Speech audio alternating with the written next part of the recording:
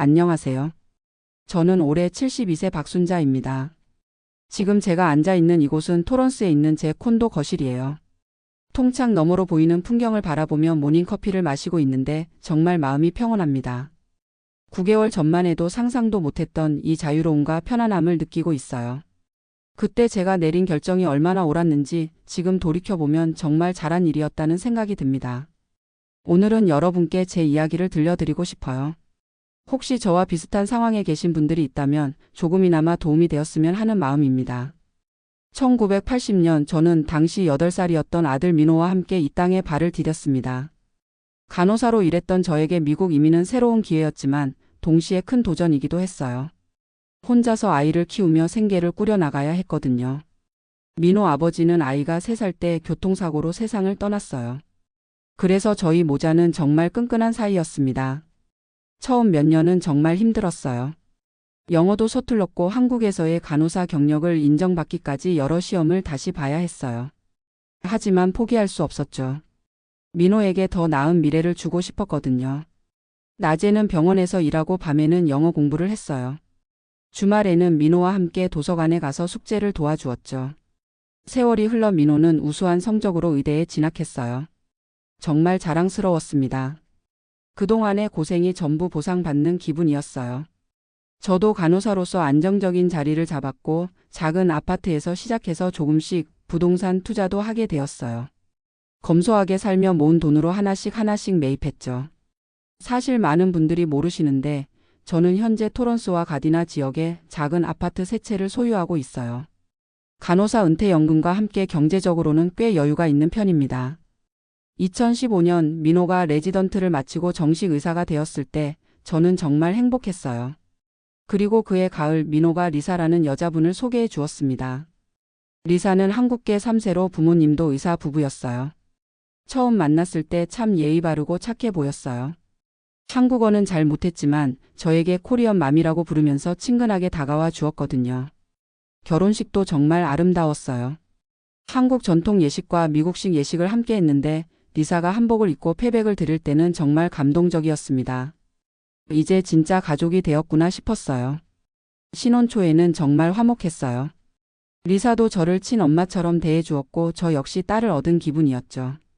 2017년에 첫 손주 민준이가 태어났고 2019년에는 민서가 태어났어요. 손주들이 태어나면서 리사가 제게 도움을 요청했어요. 베이비시터 비용도 많이 들고 아이들을 맡기고 일하는 것도 불안하다고 하더라고요. 그래서 저는 제 아파트를 세를 주고 민호네 집으로 이사를 갔습니다. 손주들을 돌봐주는 것이니까 기꺼이 할 수 있는 일이라고 생각했어요. 처음에는 정말 좋았어요. 손주들과 함께 보내는 시간이 즐거웠고 리사도 고마워했거든요. 아침마다 맘 생크 유소머치라고 말해 주었어요. 저도 뿌듯했죠. 아이들 돌보는 것도 즐거웠고 리사가 안심하고 일할 수 있게 도와준다는 생각에 보람을 느꼈어요.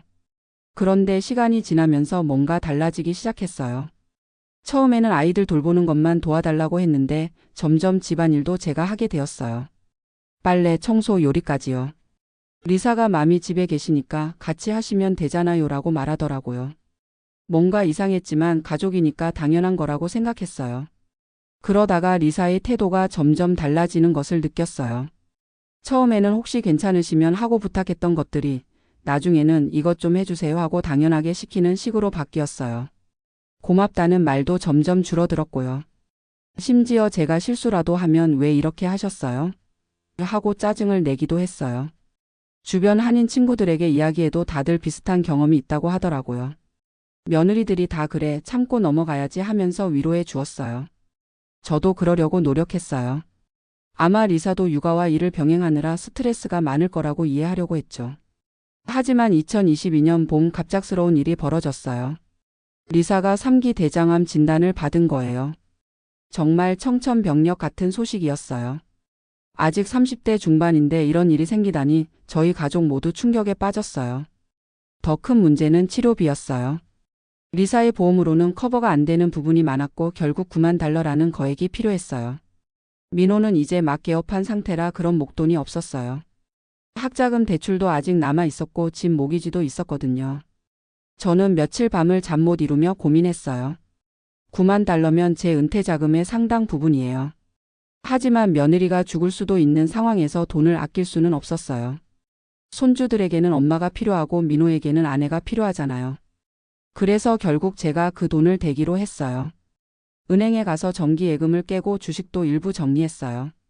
40년 넘게 모은 돈이었지만 가족을 위해서라면 당연한 일이라고 생각했어요. 민호에게 걱정하지 마, 엄마가 다 해결해 줄게라고 말했을 때 아들이 울먹이며 고마워하던 모습이 아직도 생생해요. 리사의 치료가 시작되었어요. 수술도 받고 항암 치료도 받았어요. 그 기간 동안 저는 병원 간병은 물론이고 집안의 모든 일을 도맡아 했어요. 손주들 돌보는 것은 기본이고 집안 청소, 빨래, 요리까지 모든 것을 혼자 했어요. 리사가 좋아할 만한 영양식도 따로 만들어서 병원에 가져다 주었고요. 정말 힘든 시간이었어요.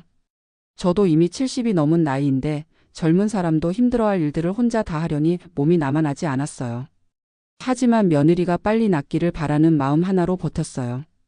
다행히 치료가 잘 되어서 8개월 후 리사는 완치 판정을 받았어요. 정말 다행이었어요. 그동안 얼마나 걱정했는지 몰라요. 이제 리사가 고마워할 거라고 생각했어요. 9만 달러라는 거금을 제가 댔고 그 긴 치료 기간 동안 헌신적으로 돌봤으니까요. 그런데 제 기대와는 달랐어요. 리사가 회복된 후에도 특별한 감사 인사는 없었어요. 대신 이제 좀 더 건강에 신경 써야겠어요 하면서 요리도 더 까다롭게 주문하고 집안 청소도 더 세세하게 체크하기 시작했어요. 마치 제가 당연히 해야 할 일이라는 듯이요. 정말 서운했어요. 물론 고맙다는 말을 꼭 들어야 한다는 건 아니지만 9만 달러와 그 긴 간병 기간을 생각하면 조금은 다른 태도를 보여줄 법도 한데 말이에요. 오히려 더 당연하게 여기는 것 같았어요. 그러던 어느 날이었어요. 작년 10월의 일입니다. 리사가 친구들과 집에서 모임을 가졌는데 저는 손주들을 재우고 방에 있었어요. 그런데 우연히 리사와 친구들이 나누는 대화를 듣게 되었어요. 친구 중 한 명이 치료비가 그렇게 많이 들었는데 어떻게 해결했어? 하고 묻더라고요. 그때 리사가 한 말을 듣고 정말 충격을 받았어요. 아, 시어머니가 냈어. 어차피 나중에 우리가 상속받을 돈이잖아. 그리고 솔직히 말하면 시어머니가 우리 의료비 내는 거 당연한 거 아니야? 우리가 시어머니 모시고 사는데 그 정도는 해야 하는 거 아니야? 그 순간 정말 머리가 하얘졌어요. 40년 넘게 피땀 흘려 모은 돈을 어차피 우리 돈이라고 하다니요. 그리고 제가 그 돈을 내는 것이 당연하다고 생각한다니요. 그동안 제가 했던 모든 일들이 당연한 것이었다는 말인가요? 그날 밤 잠을 한숨도 못 잤어요. 계속 리사의 말이 머릿속에서 맴돌았어요. 어차피 우리가 상속받을 돈 당연한 거 아니야 라는 말들이요. 그때 문득 깨달았어요. 저는 며느리에게 시어머니가 아니라 그냥 돈 있는 하인 정도로 여겨지고 있구나 하는 것을요. 새벽까지 잠 못 이루며 지난 시간들을 되돌아봤어요. 언제부터 이렇게 된 걸까요? 제가 너무 많은 것을 해줬나요? 아니면 처음부터 리사의 본성이 이랬던 걸까요? 어쨌든 이대로는 안 되겠다는 생각이 들었어요. 그 다음 날부터 저는 조용히 계획을 세우기 시작했어요. 먼저 제 자산 상황을 정확히 파악해 봤어요. 토론스와 가디나에 있는 아파트 세 채의 현재 시세와 임대 수익, 은퇴연금, 그리고 남은 예금까지요. 다행히 9만 달러를 썼지만 아직 충분히 독립적으로 살 수 있을 만큼은 있었어요. 그 다음에는 조용히 부동산을 알아보기 시작했어요. 한인타운에서 가깝지만 조용한 곳에 있는 콘도들을 둘러봤어요. 혼자 살기에 적당한 투베드룸에 욕실 2개, 주차장과 수영장, 헬스장이 있는 곳으로요. 한 달 정도 알아본 끝에 마음에 드는 콘도를 찾았어요. 토론스 남쪽에 있는 비교적 새로 지은 콘도였는데 1층이라 계단 오르내릴 필요도 없고 작은 정원도 있었어요. 가격은 68만 달러였는데 현금으로 살 수 있는 정도였어요. 모든 준비가 끝나자 저는 결심을 했어요. 더 이상 이런 식으로 살 수는 없다고요. 제가 당연하게 여겨지는 존재가 되어서는 안 된다고요. 어느 날 저녁 온 가족이 모인 자리에서 저는 차분하게 말했어요. 관계를 정리할 생각이었기 때문에 일부러 존댓말로 말했죠. 이제부터는 제가 도움을 줄 수 없을 것 같아요. 여러분도 이제 혼자서 해보세요. 순간 모든 사람이 놀란 표정을 지었어요. 민호가 먼저 물었어요. 엄마, 무슨 말씀이세요? 갑자기 왜 그러세요? 저는 침착하게 대답했어요. 갑자기가 아니에요. 저도 이제 제 인생을 살고 싶어요. 그동안 충분히 도와드렸으니까 이제는 여러분이 알아서 하세요. 리사가 당황해하며 말했어요. 맘, 농담이시죠? 우리가 맘 없이 어떻게 해요? 아이들도 할머니를 너무 좋아하는데요. 하지만 저는 흔들리지 않았어요. 농담이 아니에요. 정말 진심이에요. 이제는 여러분이 직접 아이들을 돌보고 집안일도 하세요. 저는 다른 곳으로 이사를 갈 거예요. 그러자 리사의 얼굴이 급변했어요. 다른 곳으로 이사를 간다고요? 맘, 그럼 우리는 어떻게 해요? 베이비시터 비용만 해도 한 달에 몇천 달러인데요. 그리고 집안일까지 다 해야 한다면. 바로 그 순간이었어요. 리사의 진짜 관심사가 무엇인지 확실히 알 수 있었어요. 제가 없으면 불편하고 돈이 많이 든다는 걱정뿐이었어요. 제 마음이나 감정에 대한 배려는 전혀 없었죠. 민호도 당황해서 말했어요. 엄마, 그동안 뭔가 기분 나쁜 일이 있으셨나요? 리사가 혹시 실수한 게 있으면. 저는 고개를 저었어요. 실수가 아니에요. 그냥 제가 더 이상 이렇게 살고 싶지 않을 뿐이에요. 그 후 며칠 동안 계속 회유와 설득이 이어졌어요. 민호는 제 방으로 와서 무릎을 꿇고 사정하기도 했어요. 엄마, 제가 뭘 잘못했는지 말씀해 주세요. 고칠게요. 제발 이러지 마세요. 리사도 처음에는 화를 내다가 나중에는 울면서 매달렸어요. 맘, 제가 부족한 게 많은 건 알지만 그래도 가족이잖아요. 아이들이 할머니 없으면 어떻게 해요? 심지어 손주들까지 동원했어요. 6살 민준이가 제게 와서 할머니 어디 가지 마세요 하고 울먹이는 걸 보니 마음이 아팠어요. 하지만 그렇다고 제 결심이 바뀌지는 않았어요.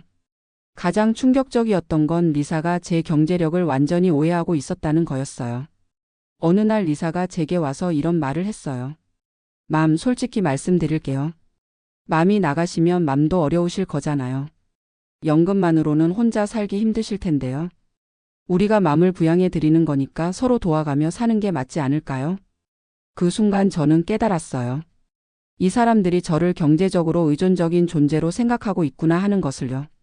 제가 9만 달러를 낼 수 있었던 것도 그냥 운이 좋았거나 마지막 남은 돈을 털어서 낸 거라고 생각하는 거였어요. 그래서 저는 진실을 말해주기로 했어요. 리사, 당신이 잘못 알고 있는 게 있어요. 저는 경제적으로 여러분에게 의존하고 있지 않아요. 그리고 제 통장 잔고와 부동산 목록을 보여줬어요. 토론스 아파트 하나는 현재 시세 85만 달러, 가디나 아파트 두 채는 각각 95만 달러와 78만 달러 정도 되었어요. 거기에 간호사 은퇴연금이 매월 3,200달러씩 나오고 있다는 것도요. 리사와 민호의 얼굴이 창백해졌어요.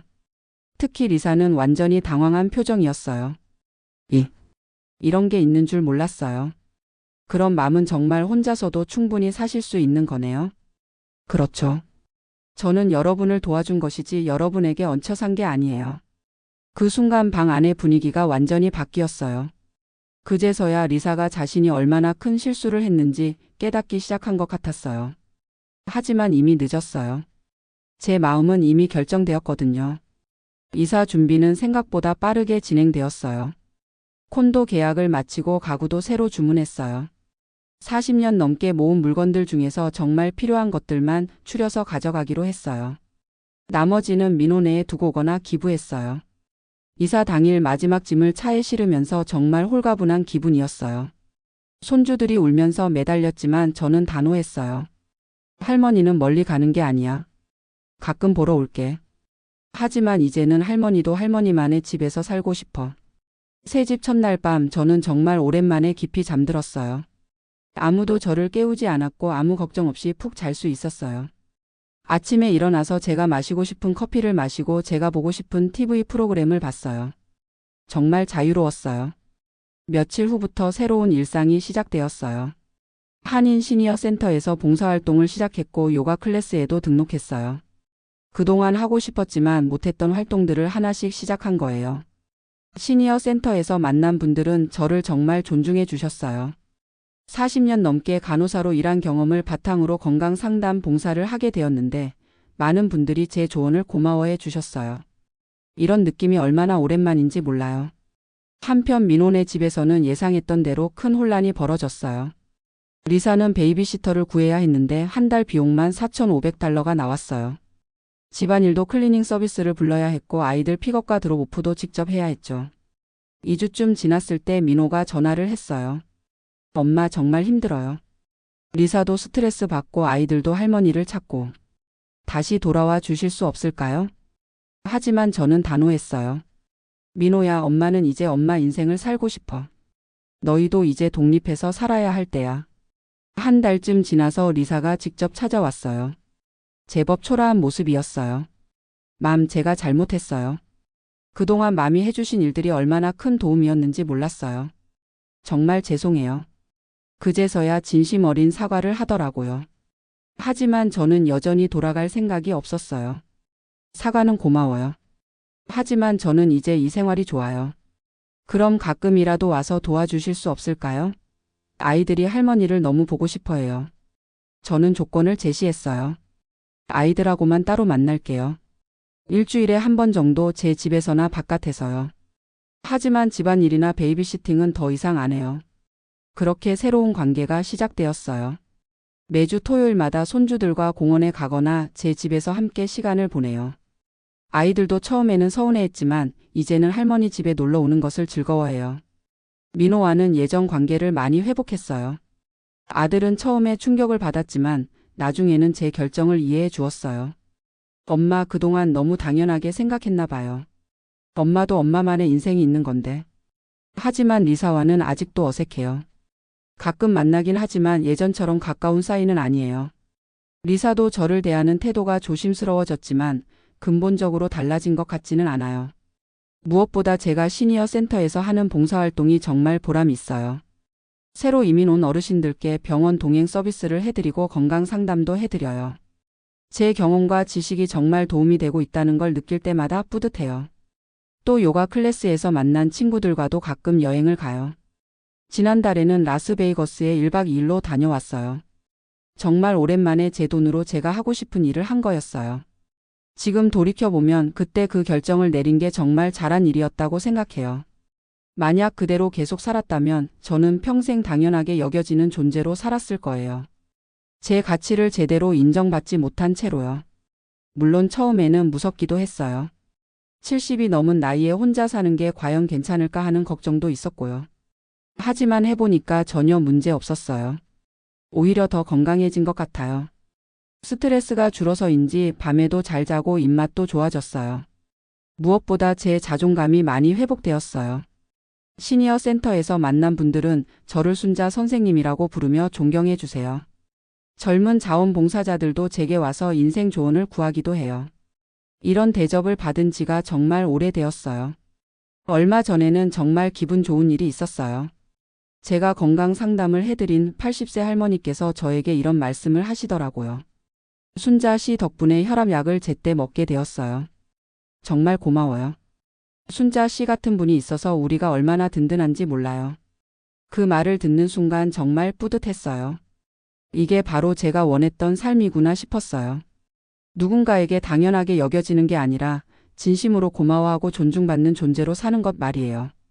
요즘 제가 가장 좋아하는 시간은 아침에 일어나서 커피를 마시며 창밖을 바라보는 시간이에요. 제가 하고 싶은 대로 하루를 계획할 수 있다는 게 이렇게 행복한 일인지 그때서야 알았어요. 어제는 손주 민준이가 제게 물어봤어요. 할머니, 우리 집에 다시 안 와요? 저는 민준이를 안으면서 말했어요. 할머니는 이제 할머니 집에서 살아야 해. 하지만 민준이가 보고 싶으면 언제든지 놀러와. 할머니는 민준이를 정말 사랑해. 민준이가 고개를 끄덕이며 말했어요. 알겠어요.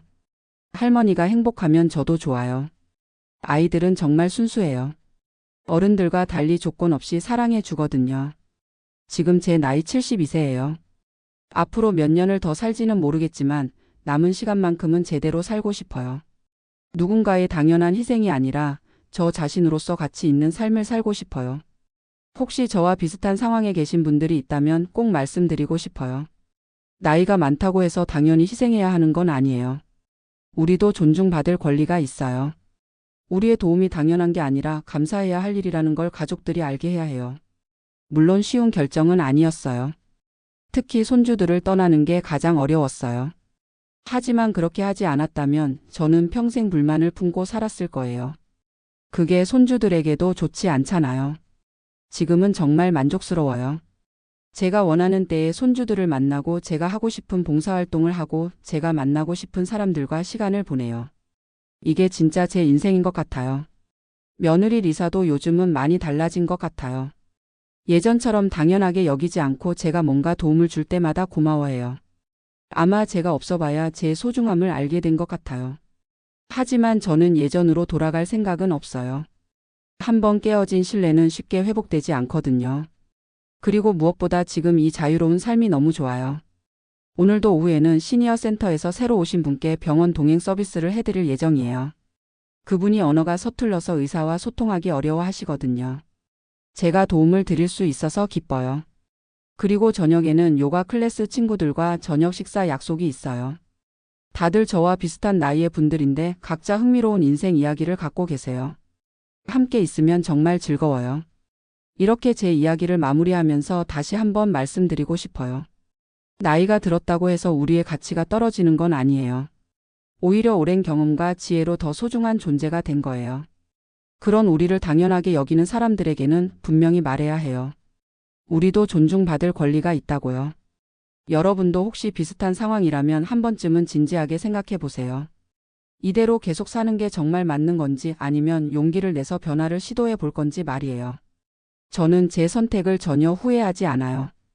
오히려 왜 진작 이렇게 하지 않았을까 하는 생각이 들어요. 72세에 찾은 이 자유와 존중 정말 소중해요. 앞으로도 저는 제 인생을 당당하게 살아갈 거예요. 누군가의 당연한 희생자가 아니라 저 자신만의 가치 있는 삶을 살면서요. 여러분도 모두 행복하고 존중받는 삶을 사시길 바라요. 나이는 숫자일 뿐이에요. 중요한 건 우리가 어떤 마음으로 살아가느냐 하는 거잖아요. 감사합니다.